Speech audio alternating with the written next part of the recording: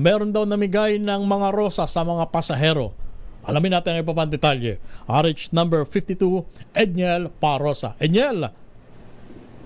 Lakay Romel at Sister El, maambon man at madilim ang kalangitan ngayong Valentine's Day, ay mainit naman itong araw ng mga puso.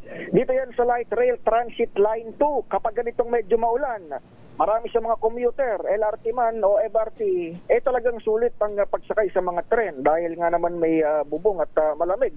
Dito sa Antipolo Station, sinamantala rin ng LRT Authority ang Valentine's Day para gawin yung kanilang nakagawi ang pamimigay ng rosas sa mga pasahero taon-taon.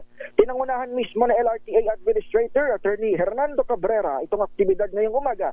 Alayon umanong magbalik ng pasasalamat sa kanilang mga mananakay. Pagka-inspeksyon ng bag ng mga pasahero, nakaabang na agad sina Attorney Cabrera at mga staff ng LRTA para mamigay ng bulaklak. Kwento niya, kapansin-pansing, na pangingiti at gumagaan daw ang itsura o mood ng mga pasaherong pagod sa commute kapag sila inaabutan ng rosas. Pakinggan natin bahagi ng ating panaya.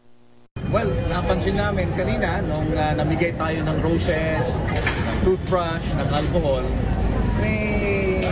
marami sa mga pasahero natin na nabigyan. Biglang ang sarap ng mga ngiti nila sa mukha.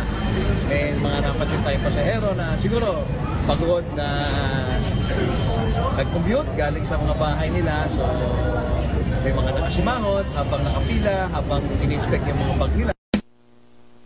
Kaya nga nung nabanggit ni Atty. Cabrera, maliban sa bulaklak, namigay rin sila ng toothbrush galing sa sponsor.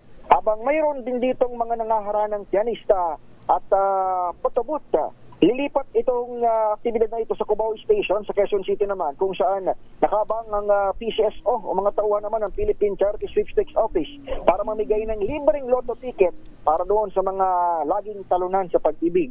Iba nga gusto namang manalo ngayon, manalo sa loto. Ito sa Edniel Parosa, nag-uulat para sa DZRH. Una sa Pilipinas, una sa Pilipino. Daming bayan.